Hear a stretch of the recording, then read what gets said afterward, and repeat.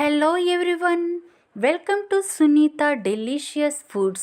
బెల్లం పొంగలి చేయబోతున్నాను. దానికి ఒక గ్లాస్ బియ్యం తీసుకుంటున్నాను. గ్లాస్ బియ్యానికి 100 గ్రాములు బెల్లం, కొద్దిగా నెయ్యి, అవన్నీ వేపుకోవటానికి నెయ్యి, అంత నెయ్యి వేయము, ఒక 2 స్పూన్లు నెయ్యి వేస్తాం. జీడిపప్పులు, కిస్మిస్, కొబ్బరి ఇవి 3 నేతిలో వేయించి పక్కన పెట్టుకోవాలి. యాలకులు మనకి టేస్ట్కి. ఇవన్నీ మనకు ప్రోటీన్స్, జీడిపప్పు కానీ ఎండు కొబ్బరి కానీ ఇవన్నీ బలమైన ఆహారం కాబట్టి పిల్లలకి కూడా మంచిది, పెద్దలకి మంచిది. ముందుగా బియ్యం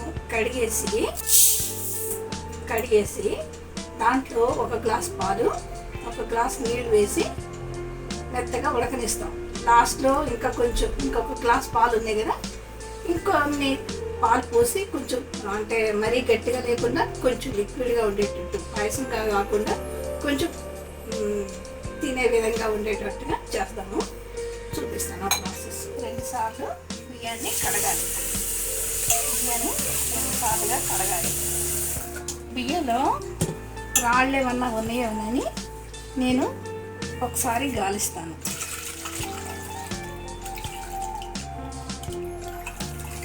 బెల్లంతో చేసుకోవచ్చు, బెల్లంతో టేస్ట్. చక్కెర పొంగలి అంటారు, అది ఓన్లీ షుగర్ వేస్తారు. ఇది బెల్లం అంటే ఐరన్ కదా, పిల్లలకి మంచిది, అందరికీ మంచిది. షుగర్ కంటే కూడా బెల్లం కొంచెం ఆరోగ్యానికి మంచిది. పెళ్ళయ్యాక అప్పుడు నేర్చుకున్న ఒక పెద్ద ఆవిడ నేర్పిస్తే నేర్చుకున్నా ఇలా చెయ్యాలని. మాకు ఇంట్లో పనా ఉండేది, ఆ పనామి చెప్పింది అనమాట, ఇలా చేస్తే రాళ్ళు వెనక్కి వెళ్తాయి అని.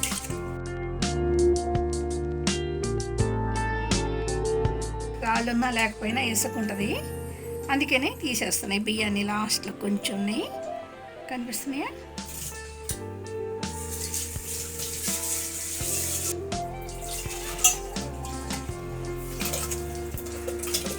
గ్లాస్ వాటర్ పోస్తున్నాను. గ్లాస్ వాటర్ పోస్తున్నాను, గ్లాస్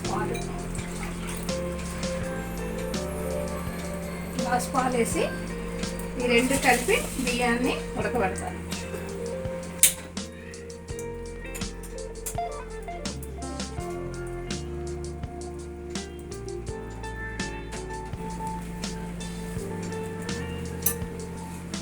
ఇప్పుడు జీడిపప్పులు, కిస్మిస్ ఇవన్నీ నేతిలో వేయించుకుంటాను.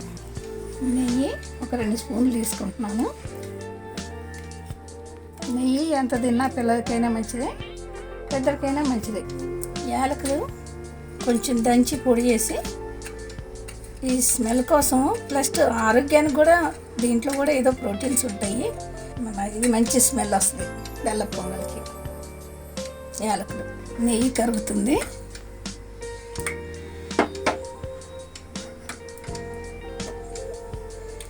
ముందు ఎండు కొబ్బరి వేద్దాం.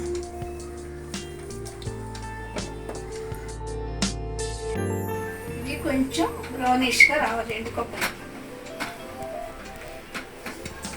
ఇవి బ్రౌన్గా అవుతున్నాయి కదా, ఇంకా తీసి పక్కన పెడదాం.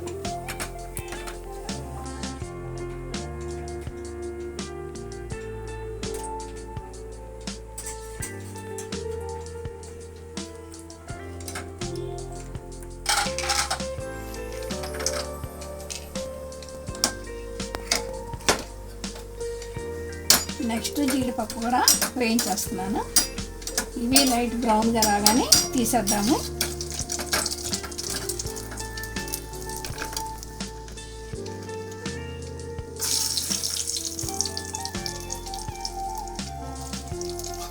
ఇవి కిస్మిస్ పళ్ళు, ఇవి కూడా వేగాక తీసేద్దాం. ఇది మీకు బెల్లం పొంగలి అంటే ఇష్టమేనా? మనోడు 2వ కొడుకు 4 అబ్బాయిలు, 2వ కొడుకు. పెద్దవాడికి 2 పిల్లలు, 2వ కొడుకు, 3వ వాడికి ఒక పాప, 4వ వాడికి 2 మగపిల్లలు, 4 మగపిల్లలు. ఓకే, బెల్లం పొంగల్ చేసి పెడతా తిండు. బెల్లము ఈలోపు కరిగించుకుందాము. ఇది 1/2 కిలో బెల్లం మనం సగం వేద్దాం. కొంచెం నీళ్ళు పెట్టి బెల్లం కరిగించి దాన్ని వడపోస్తాను.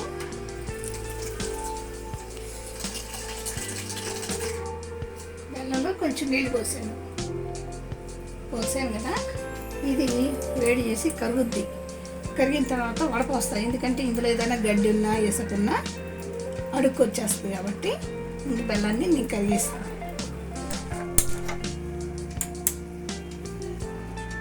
ఇది కరిగాక అన్నం ఉడికిపోయాక మెత్తగా అప్పుడు దీన్ని తీసి దాంట్లో వేస్తాను. అన్నం ఉడికిపోయింది, బెల్లమేమో నీళ్ళలో కరిగిపోయింది. దీన్ని తీసి అన్నంలోకి వడకడుతున్నాను.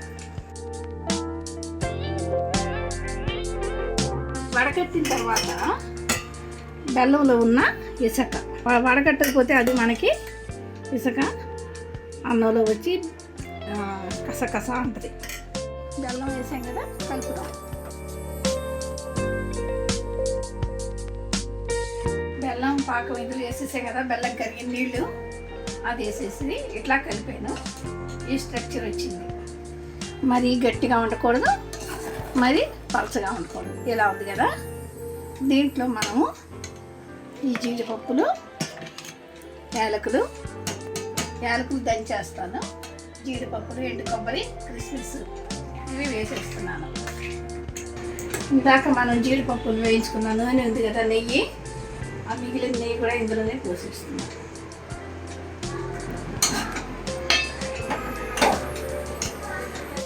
ఈ యాలకుల్ని ఈ చిన్న దాంట్లో వేసి దంచుతున్నా, ఎందుకంటే కొంచెం మెత్తగా అయితే స్మెల్ బాగా వస్తుంది.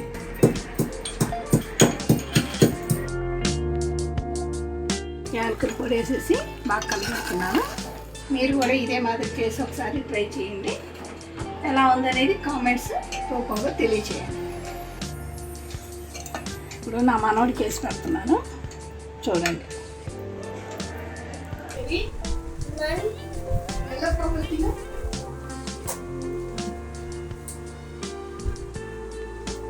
ట్రై చేసుకో.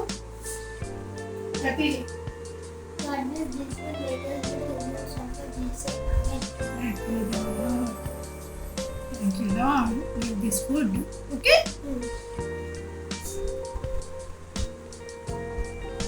వేడి ఉందా? బాగుందా? Thank you. మరిన్ని టేస్టీ అండ్ హెల్దీ రెసిపీస్ కోసం సునీత డెలిషియస్ ఫుడ్స్ ఛానల్ని సబ్స్క్రైబ్ చేసుకుని పక్కనే ఉన్న బెల్ ఐకాన్ని యాక్టివేట్ చేసుకోండి.